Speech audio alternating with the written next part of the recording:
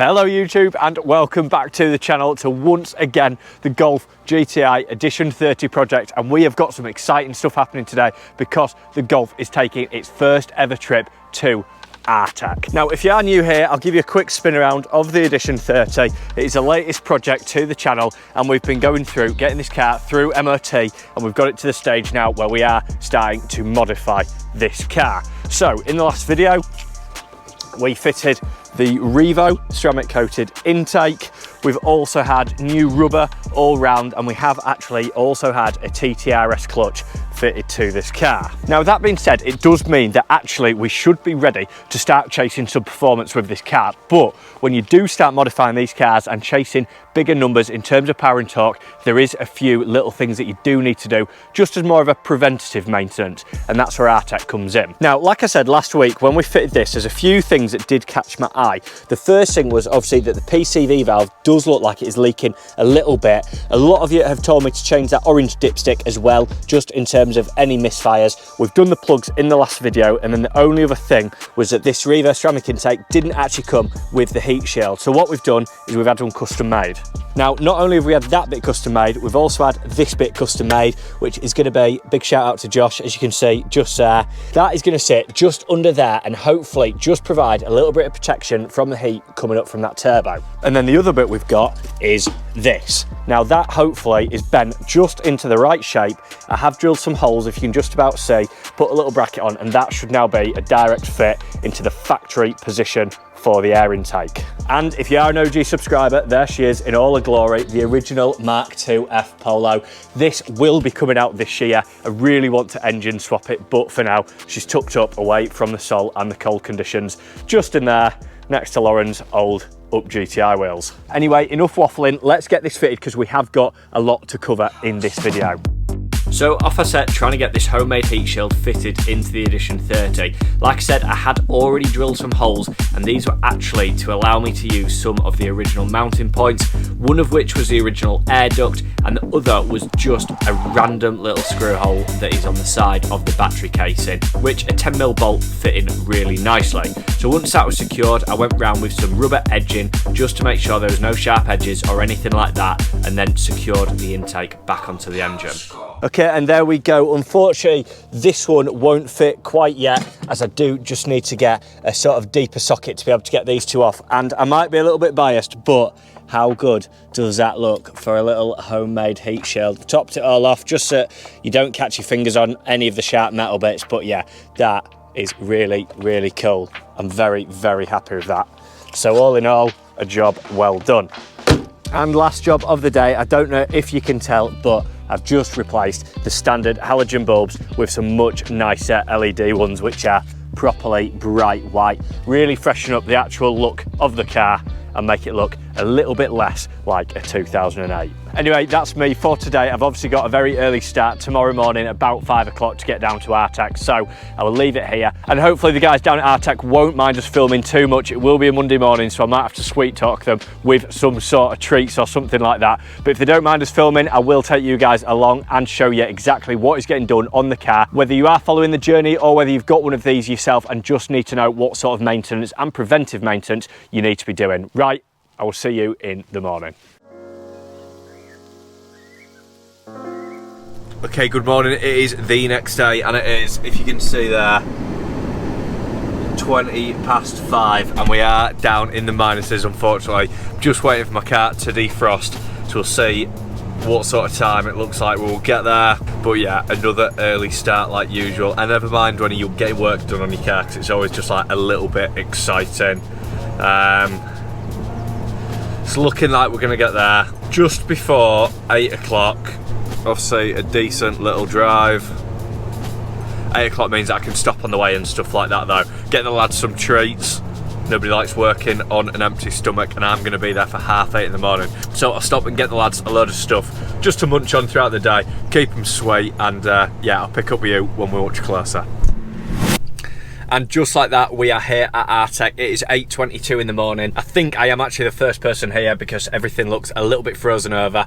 Nobody looks like they've arrived at work yet, but it's taken about 3 hours to get here, so the last thing I wanted to do was be late. But as you can see, there is just Mark 5 Golfs everywhere. There's one almost identical to mine there. And yeah, it is definitely the place to be if you've got one of these cars. So we'll wait for them to turn up and see where we get to. And so me and the Edition 30 found ourselves at Artec, renowned for being some of the best TFSI tuners in the country. With full in-house diagnostics, repairs and dyno. And before long, my car was in the air, the sump was off, and we'd managed to set up a little demonstration on just how this Viz freewheel actually works.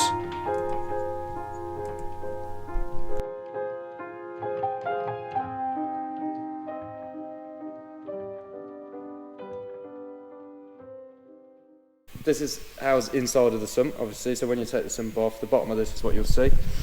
And just at the side here, that's your oil pump sprocket there, and then this one is for your balance shaft. So as you can see, when you're spinning that, this is just a standard balance shaft cog, so that's spinning the whole assembly round. Especially on these engines, they're quite prone to seizing, which is usually why I'd go for a balance shaft delete cog. So that's just a freewheel cog, it's got a bearing in there. So as you can see, it's not moving any of the assembly at all, and that's just eliminating it basically. If you're pushing for power in these engines, this one effectively, because it's chain driven, that basically stops and effectively stops your oil pump, doesn't it? Just the engines, to be fair, as they are quite prone to seizing on the balance shaft assembly. If you are going to start pushing a lot more power through them, you know, it's a lot more chance of it seizing, and as you just said yourself, that will seize the oil pump as well. So stock power and stuff like that, there's not that much chance of it happening. There's not too much chance. There is still a chance these engines are prone for it, but it is more, just for when you're going for a bit more power. And stopping the balance shaft assembly, basically spinning around, because if this seizes up this mechanism, your oil pump's gone and your engine's gone. So with this freewheel cog, basically, it's going to allow a lot more power to sort of pass through without moving any of these cogs, without moving the balance shaft assembly. And, so effectively, if you're coming down here for an oil change and all that sort of stuff, it's 200 quid well spent, isn't it? Effectively, if it saves your engine. Yeah, if you're going to do, especially if you've just sort of bought a car, you're not sure on the history. Best thing is really to go some clean pickup pipe. I mean, this is also the pickup pipe on the car. These can get all clogged in there. So this is one that came off, isn't it? You said this is one that came off, and I've given it a clean up. We do replace them if they are bad. This one's pretty spotless. So we just have a bit. It wouldn't be a case of replacing that for the sake of it. You would only replace it if it was.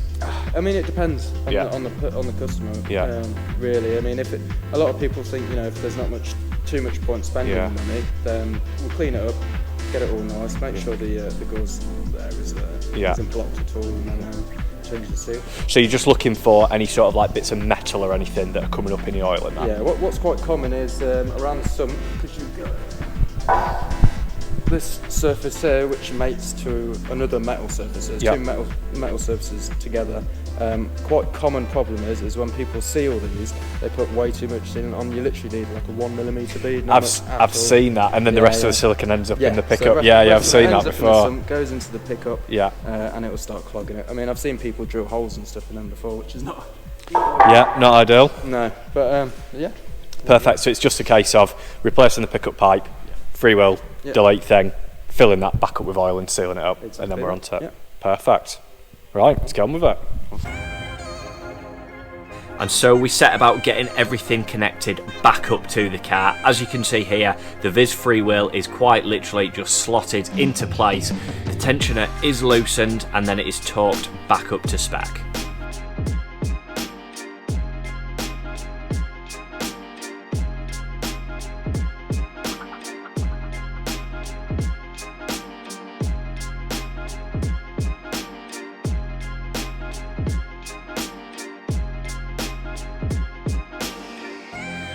We then proceeded to make sure that all of the mating surfaces of the sump and the bottom of the engine were clean from any sort of silicon remains or any dirt or debris that could have been on there.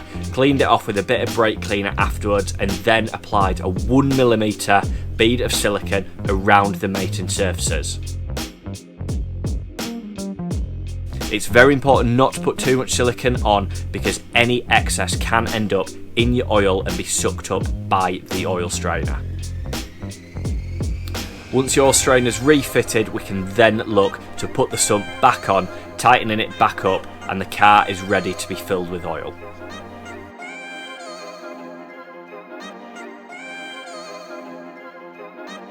So back on the ground, and the oil is obviously now in.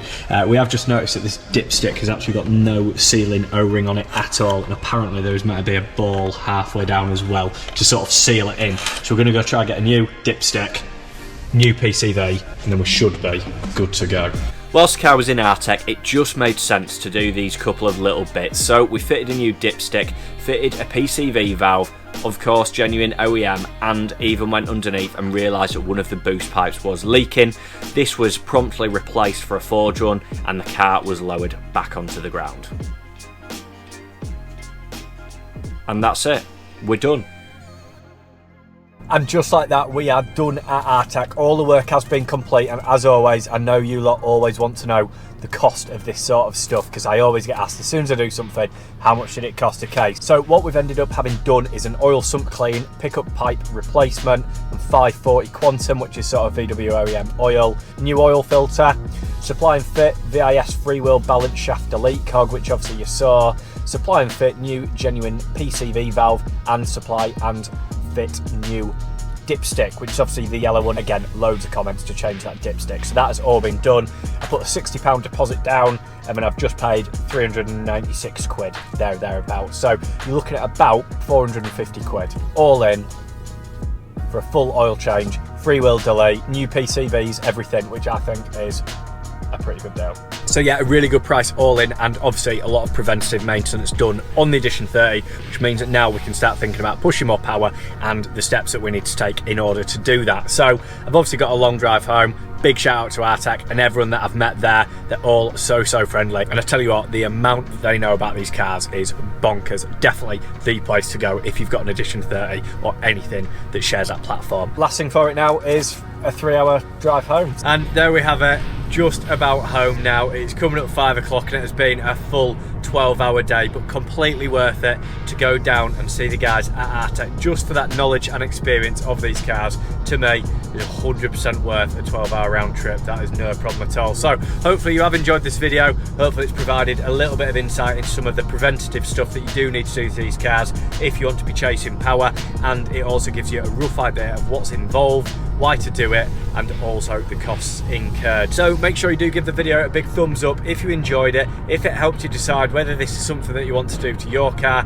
or whether you are just following this car's build. Make sure you are subscribed to the channel, and lastly, thank you very much for watching. We've still got plenty more to come, including some suspension which I've just bought for this car. So there will be a suspension install video coming very soon. Very excited to see what I've got, so make sure you are subscribed to find out more. And obviously we will be going through the upgrades needed to take this car to the next level. So thank you very much for watching, and I'll see you in the next video.